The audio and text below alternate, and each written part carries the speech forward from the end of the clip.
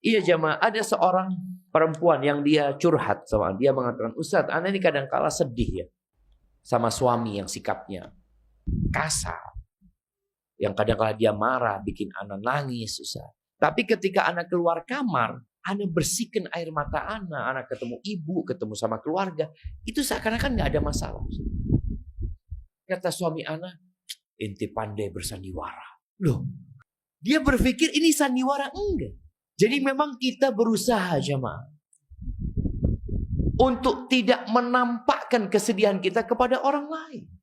Apa kata Nabi Yakub?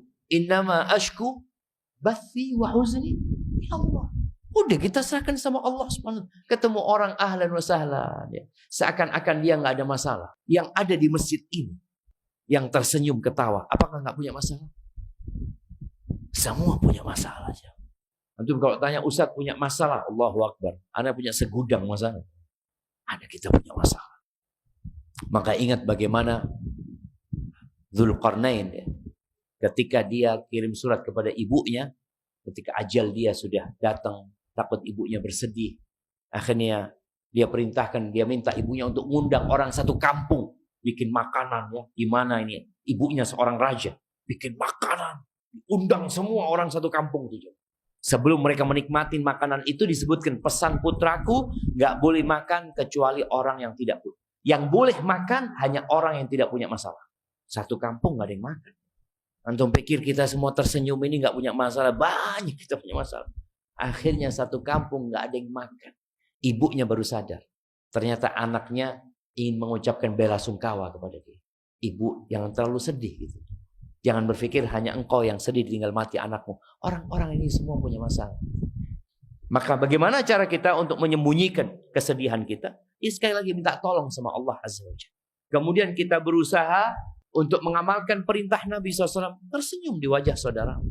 Yang ketiga, bagaimana Allah memerintahkan kepada kita untuk menceritakan kebaikan. Untuk berbagi kesenangan. Wa amma bi ni'mati rabbika fahadith.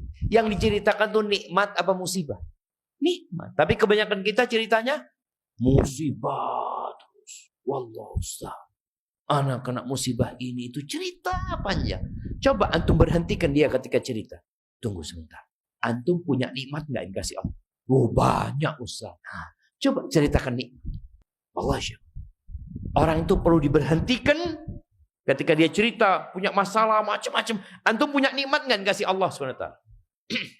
Karena terkadang ada orang yang curhat tentang musibah yang menimpa dia. Seakan-akan nggak ada nikmat yang Allah berikan kepada dia.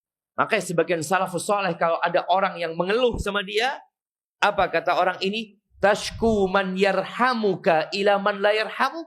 Engkau mengadukan Allah yang sayang sama engkau kepada manusia yang tidak sayang kepadamu. Itu yang terjadi dengan kita. Ketika kita menceritakan masalah-masalah kita, sejatinya kita mengadukan Allah itu mengujiku dengan seperti ini. Maka katakan, Allah nggak kasih nikmat sama engkau. Allah mengatakan, wa qalilun min ibadiyasy syakur. Sedikit dari hambaku yang pandai bersyukur. Maka kalau engkau ingin dapat tersenyum di hadapan orang-orang, ingat sama nikmat yang Allah berikan. Banyak.